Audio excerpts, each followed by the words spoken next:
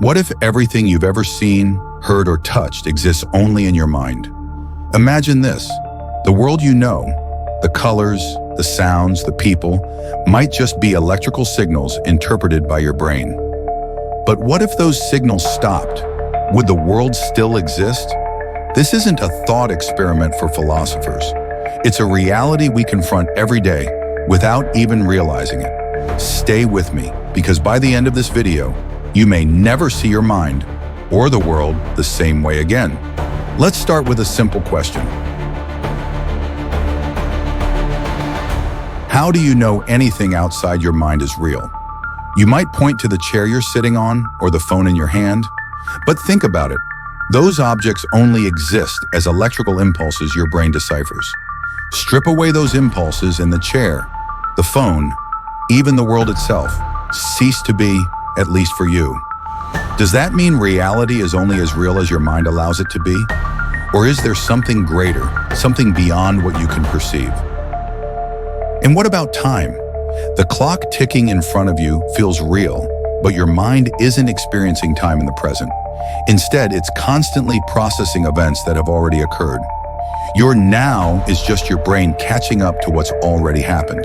This means every decision you make, every thought you have, is rooted in a past that's already fading away. So what is the present moment?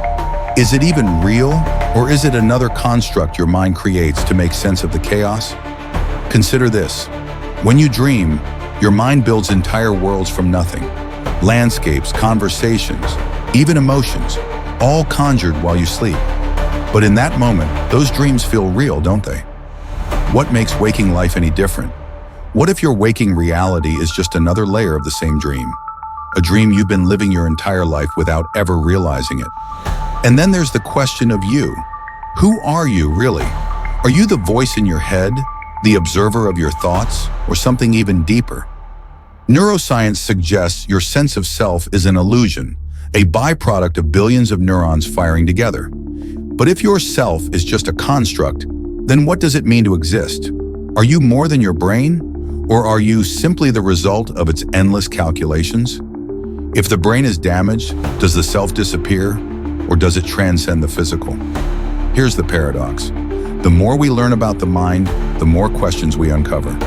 If reality is filtered through perception, how can we trust what we perceive? How can we know that what we call truth isn't just a reflection of our own limitations?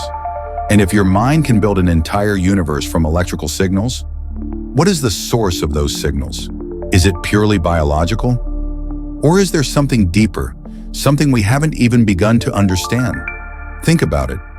If your mind shapes reality, then every thought you have changes the world, even if just in a small way.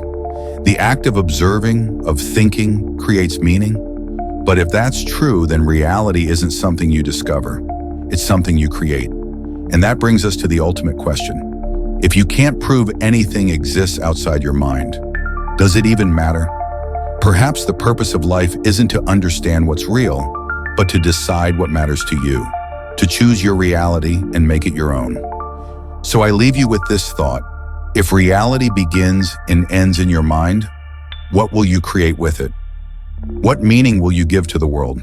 If this video sparked a new way of thinking, don't stop here.